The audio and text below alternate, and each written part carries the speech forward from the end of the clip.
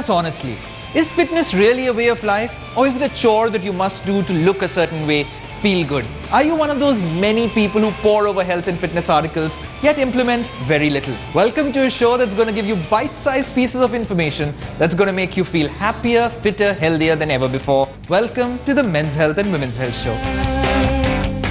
On the show today, an ALS hero who took up the cause before the ice bucket was ever invented. And our restaurant spy, how to eat all the pizza and pasta in the world and not gain weight.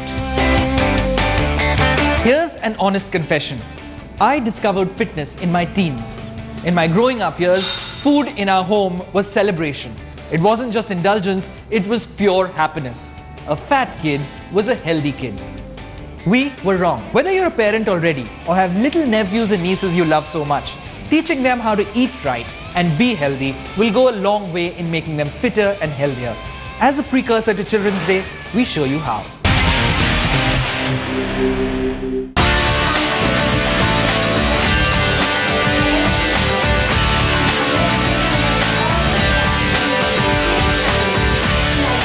I like lots of asana and yoga. Papa, do exercise. I play football. I like chakasana. And I like any food they give me, I like. I do exercise with my mother. I play all the time. My father plays basketball with me. Health, they say, is wealth. And when it comes to our children, health is an investment.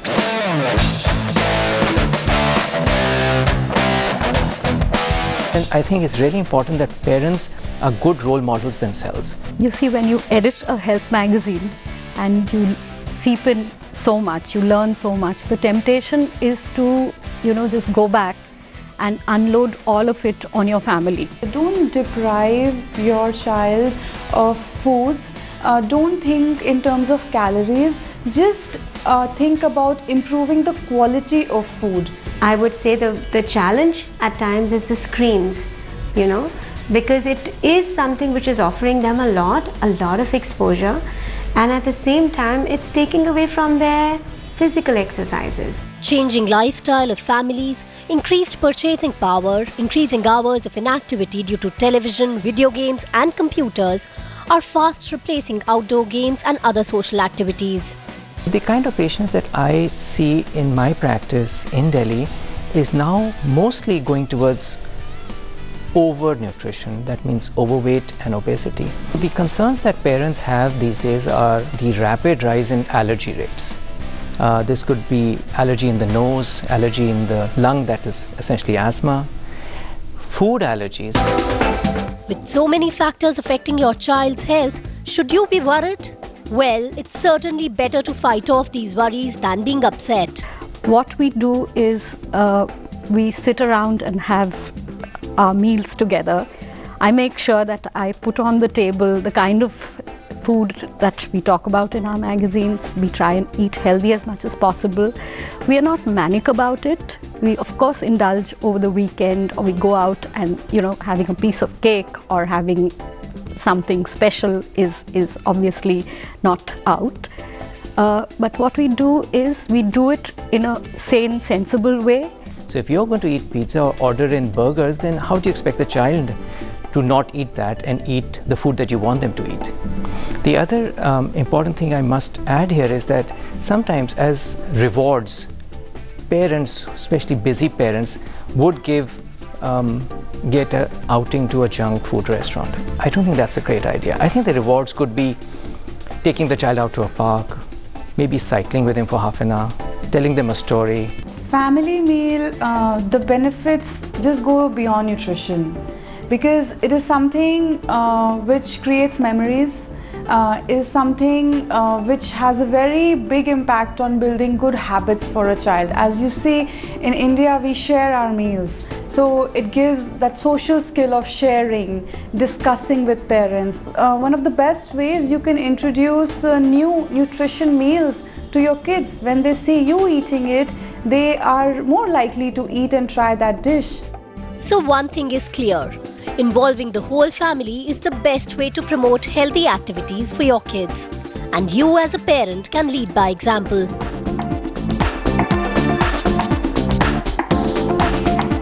When they're as small as 2 years old, they would want everything. And they're not like, I'd hate this or I don't want to do this. They just see you. And that's when I started with them, because at this age they are ready to get it. And then later is their choice, you know. So at least when you sow that seed, it's their choice how they want to grow that plant. Try to bring in variety in meals. Give different whole grain options. If it's for protein, then instead of going for processed cheese, go for fresher variety of cheese, like paneer is there. Just unjunk the food you're giving to your child.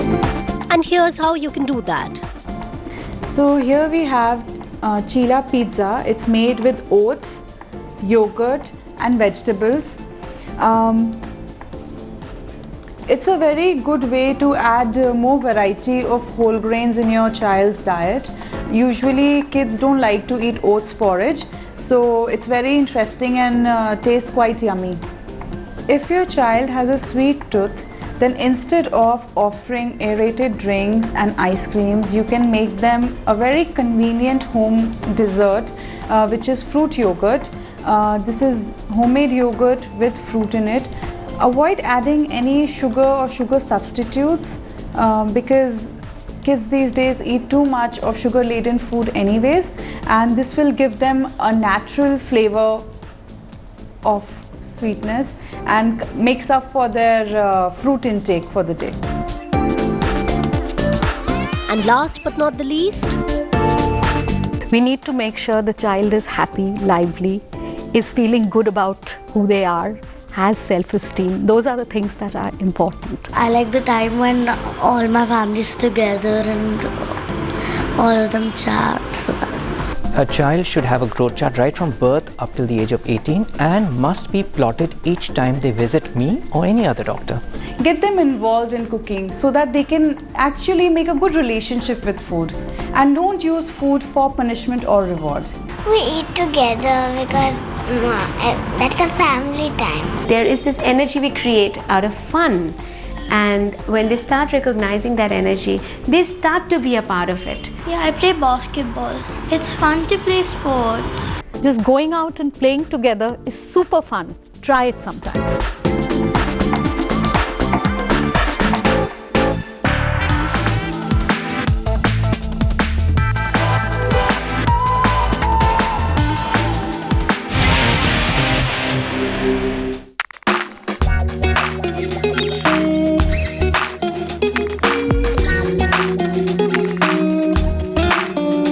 I've always been healthy, but I would actually start calling myself fit now. There's no point if you're skinny and weak, there's no point if you're thin and flabby or saggy, there's no point if you're unhealthy from inside. It's very important to be healthy, and I think that's what I work towards. At least I want to be as fit as I can be.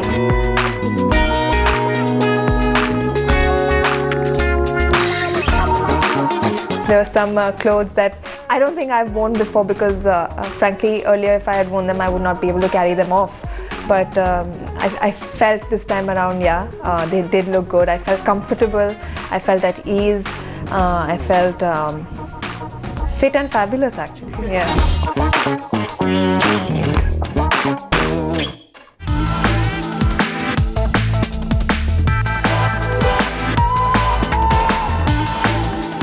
Years before the ice bucket gained international superstardom, Dev Chaudhary from Haryana spearheaded the ALS cause. The biggest myth he busted, that Indians are not prone to getting it. Now Dev may not have invented the crazy challenge, but let's give him the spotlight he deserves. Take it away.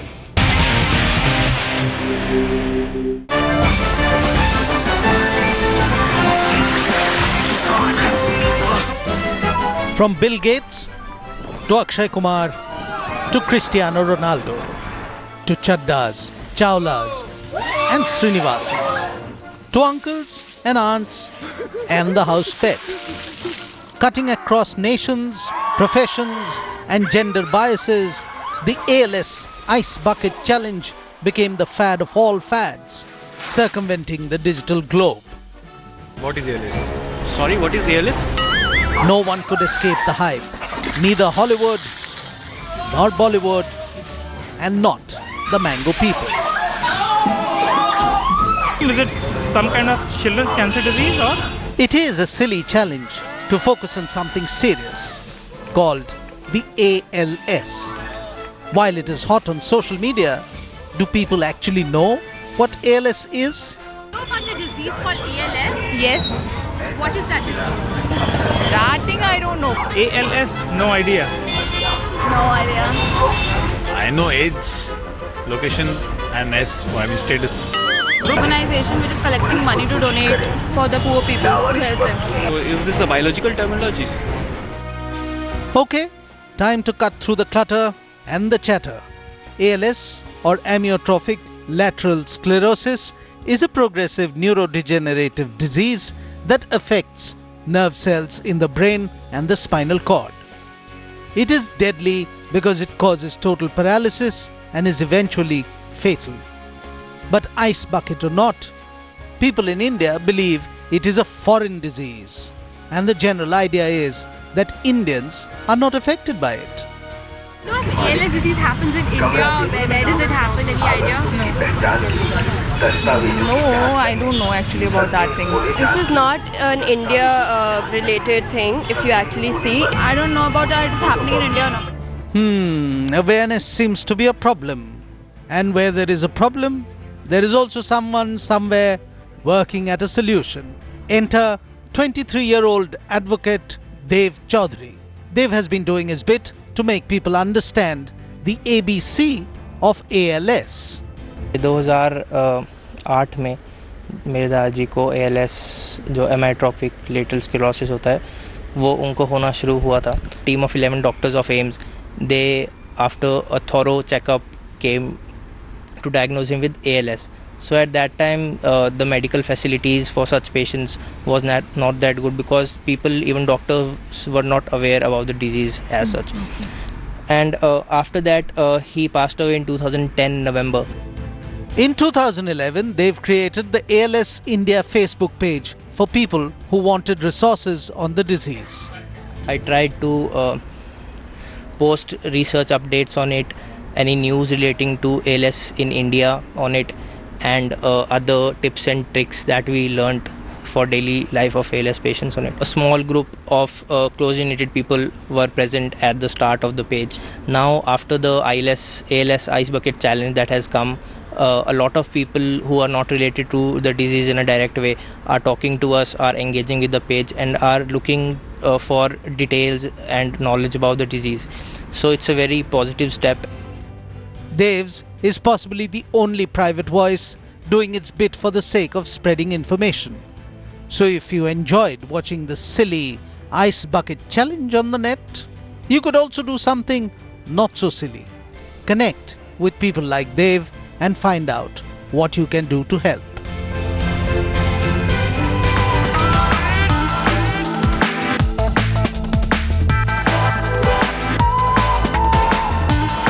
Here's a question. How does a men's health guy like his pizza? Answer: like Paris Hilton. Thin and very rich. Jokes aside, here's our restaurant spy who tells you how to eat all the pizza and pasta in the world and not gain a single kilo.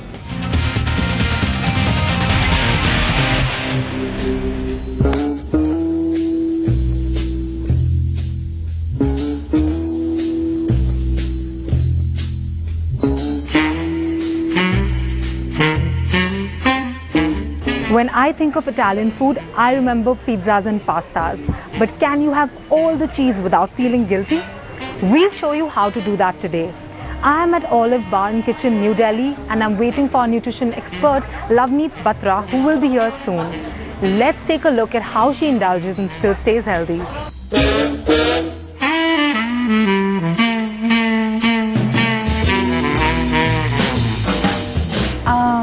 Can I have one winter figs and plum salad?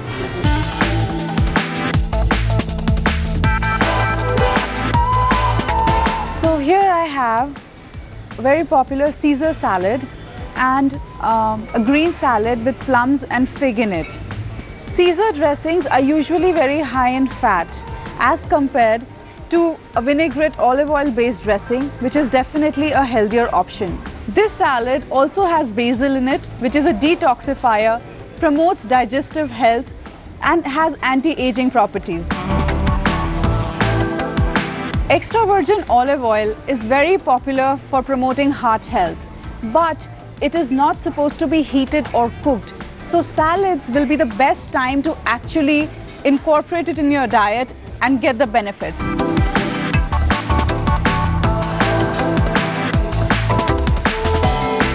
This can be very easily made at home as well.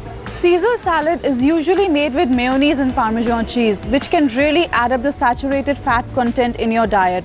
So please make sure you watch out on your calories and fat intake when you are eating Italian food.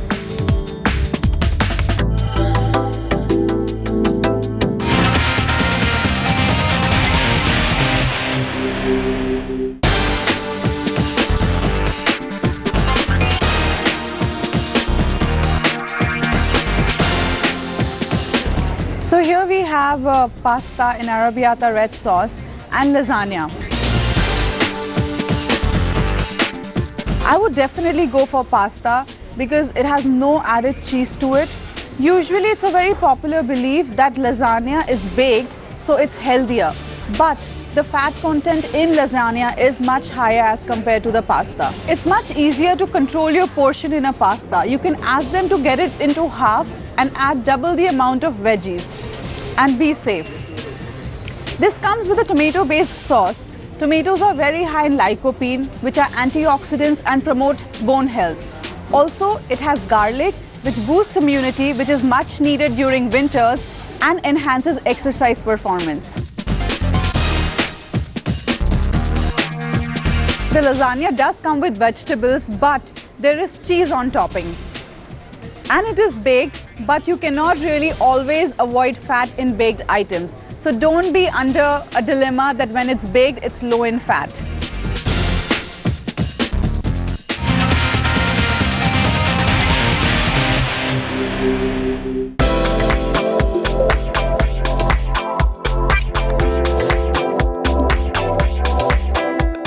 Most people on diets either go fat-free or carb-free.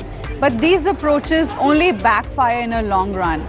So when you are having your pizza, make sure you enjoy it with cheese. However, here we have margherita pizza, which is made with fresh feta cheese, as compared to olive and sun-dried tomato pizza, which is made with processed cheese. So whenever you're choosing cheese, make sure you go for the fresh cheeses like feta cheese, mozzarella or cottage cheese. One slice of thin crust margherita pizza with cheese will be equivalent to one chapati, so you can enjoy it guilt-free.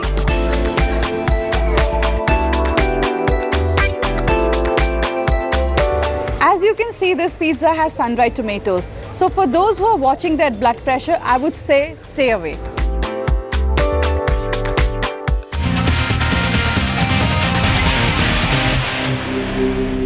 Now I know exactly what to order the next time I'm dining out and I'm craving pizzas and pastas, and I hope you do too.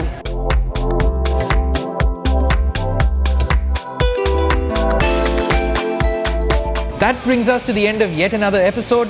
Until next week, do keep working out, because we'll never be happy with just fit, not until you're at your fittest.